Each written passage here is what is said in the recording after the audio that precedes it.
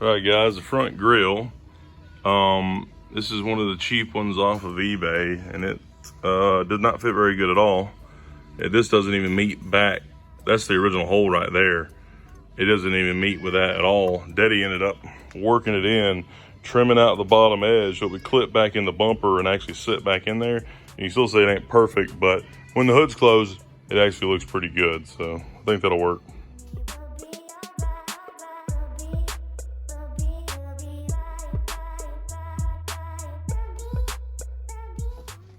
All right, guys, on the Genesis,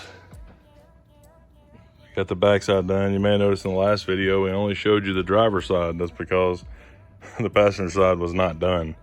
So now, Daddy's went ahead and done the rear, and it looks really good. So I love the way the rear of this car looks with that wide body done.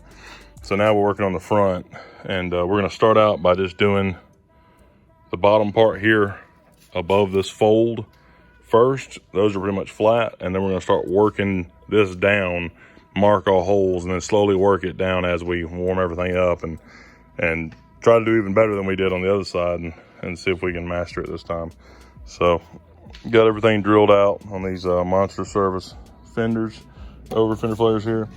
So again, appreciate them for helping us out on part of this, and I think it's gonna look pretty good.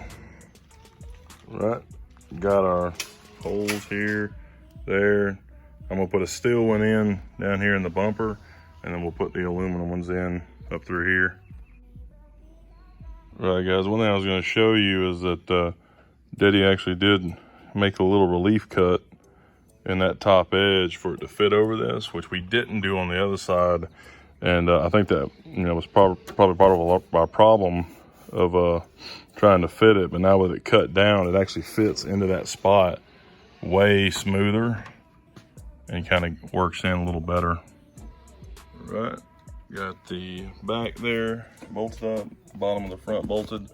Now we're gonna start warming it up, and you can see there's a pretty good gap on the top. So we had to get this pulled in, slowly bring it down as we heat it up, and try to work all this in.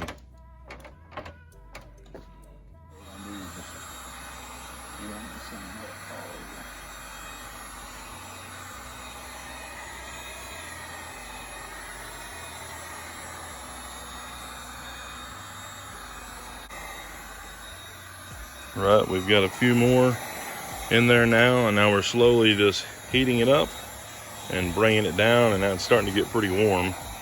And then we're gonna have to hold it down, and essentially, as it gets hotter, it's gonna start expanding more. We're gonna hold it down as it cools down and try to make it mold to that shape. I'm gonna get a rag to hold it with. It's pretty warm. All right, guys, looking pretty good. Coming down, we got a little bit of a gap here. We're slowly warming it up and bringing it down. Probably one more time, we get it as close as we can. And then we've got some rubber trim that goes around through there that gets rid of some of that. So, but that looks pretty good though. I mean, it's not bad at all. It actually looks better than the other side, so pretty happy with that. So now we'll do some sponsor stuff. Right, got one of the Mishimotos up top. Appreciate them helping us out with this build. Now throwing some Monster Service stuff and a couple more things.